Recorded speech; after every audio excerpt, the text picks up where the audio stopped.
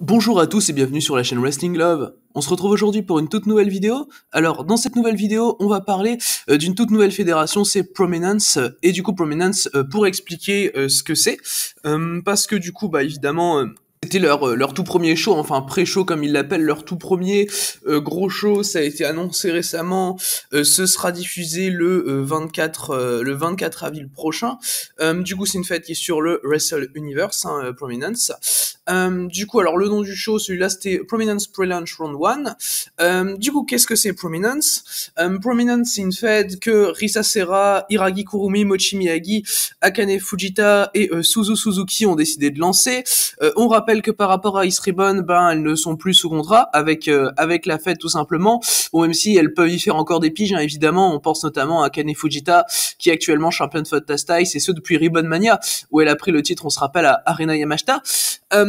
Et du coup, ouais, ces 5 filles-là ont lancé cette fed Prominence, qui est censée être une fed hardcore de Joshi. Ce qui est pas surprenant quand tu vois par exemple Katsu Suzuki, qui est une fille qui a dit qu'elle voulait faire beaucoup plus de hardcore deathmatch. On l'a vu en 2021 de par la série qu'elle a eue contre des deathmatchers japonais.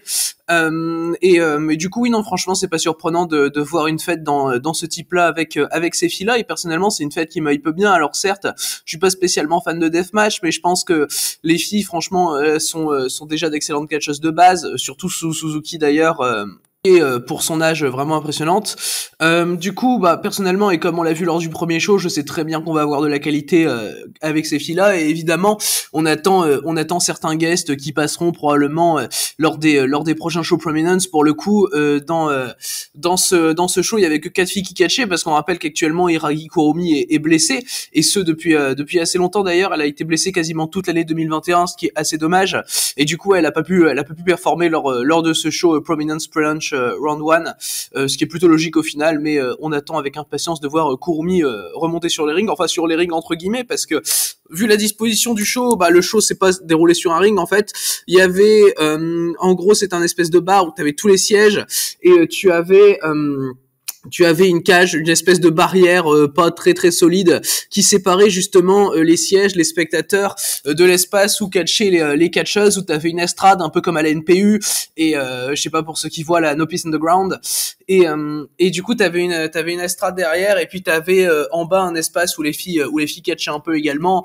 Enfin voilà, c'était très tu voyais que c'était quand même encore pour le moment un truc avec assez peu de budget, mais pour le coup moi personnellement j'aime bien ce genre d'ambiance, donc ça m'a absolument pas dérangé.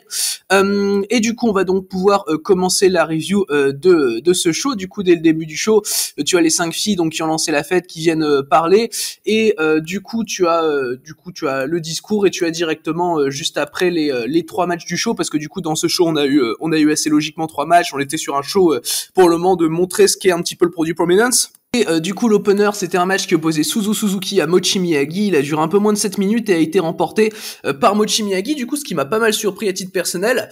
Personnellement déjà j'ai trouvé que c'était un très bon match pour ouvrir le show. Il y a pas mal de spots assez fun tout le long du match, et Suzu Suzuki est hyper charismatique, apporte beaucoup au match de par ça. Elle a fait une très très bonne performance, et même si je suis pas en soi grand fan de Mochi Miyagi, je trouve qu'elle a fait un très bon travail contre Suzuki ici. Et même en étant le match le plus court du show, voilà, moins de 7 minutes, on est à mes yeux sur le meilleur match du show, sur le match qui m'a personnellement aussi le plus emballé.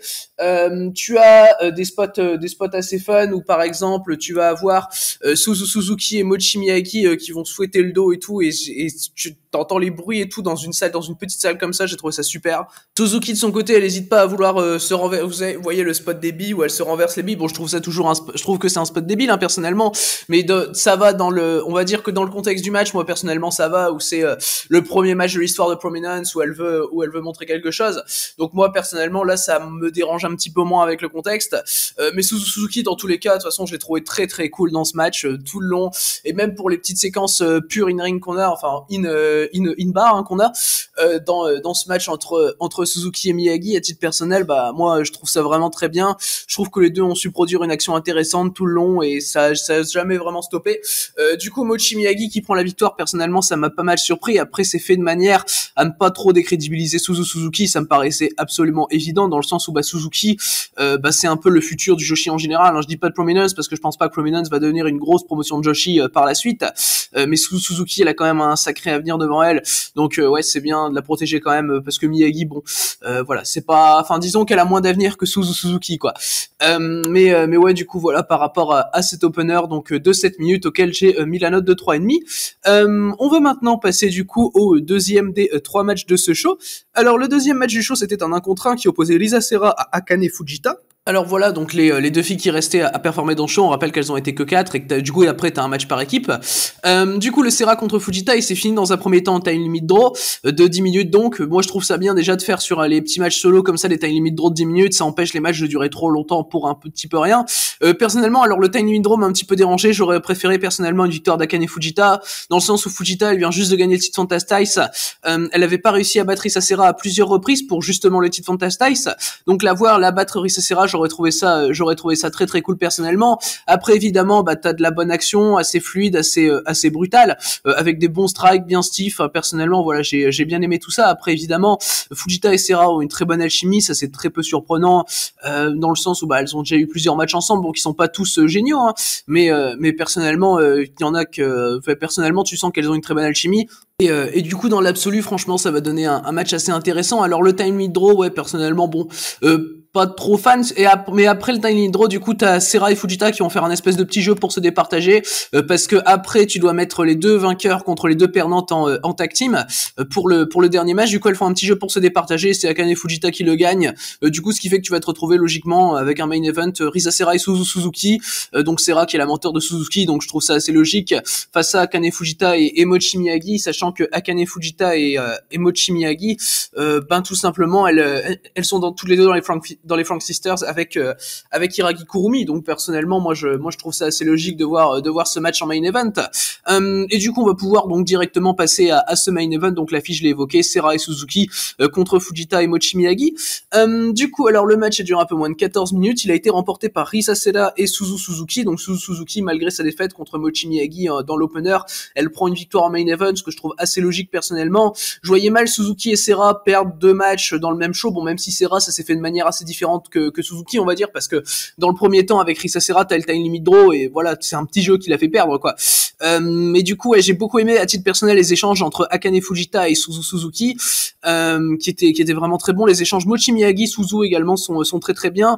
T'as Miyagi pendant les échanges Fujita Suzuki qui va un petit peu empêcher, on va dire, Risa Sera de rentrer dans l'action, parce que du coup t'as quand même des tags et du coup les deux filles qui sont pas légales se mettent d'un côté de la cage, et du coup t'as les tags qui sont faits de cette manière-là. Alors personnellement j'ai trouvé ça assez bien de faire ça comme ça. Après évidemment t'as des tags qui sont effectués un peu n'importe comment, mais c'est logique, et moi j'ai trouvé ça bien pour avoir quelques combinaisons, notamment des combinaisons entre Sera et Suzuki qui étaient très cool.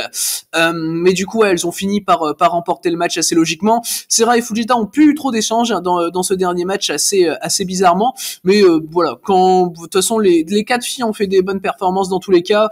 Pour des filles qui ont eu 2 matchs dans le même show, personnellement j'ai trouvé ça très quali, et là encore c'est 3,5, c'est la même note pour les 3 matchs. À titre personnel j'ai été pleinement satisfait par ce match, j'en attendais pas grandement plus. Voilà, c'est un bon premier main event donc pour se lancer pour Prominence.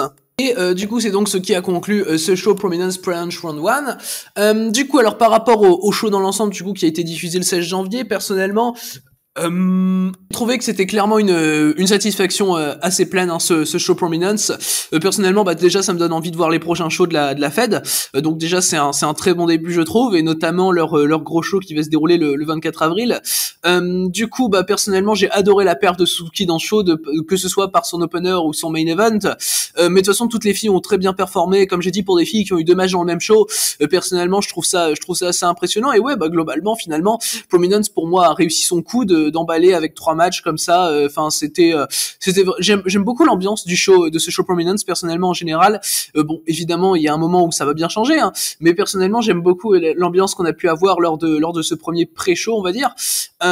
Et du coup dans la globalité c'est très bien fait. Alors personnellement je peux recommander de regarder tout le show en soi, ça prend vraiment pas longtemps. Même moi en live ça m'a pris 1h30 environ, même pas. Donc personnellement ouais, je peux que recommander ce show Prominence, que j'attendais pas mal à titre personnel, et qui a été qui a été pour moi une assez grosse réussite, même si c'est pas un show incroyable outre mesure. Ça a très très bien fait son taf. Et si ouais, franchement, regardez tout le show. Je pense pas qu'il y ait des matchs particuliers à conseiller plus que d'autres. Les trois ont à peu près le même niveau. Donc oui, globalement très bon show. Donc franchement de la part de Prominence, c'est bon début pour cette Fed. Du coup voilà donc par rapport à cette vidéo review donc de Prominence Pre-Launch Round 1. Du coup merci à vous donc d'avoir écouté cette vidéo. J'espère qu'elle vous aura plu. Et du coup d'ici les prochaines vidéos, je vous dis à la prochaine.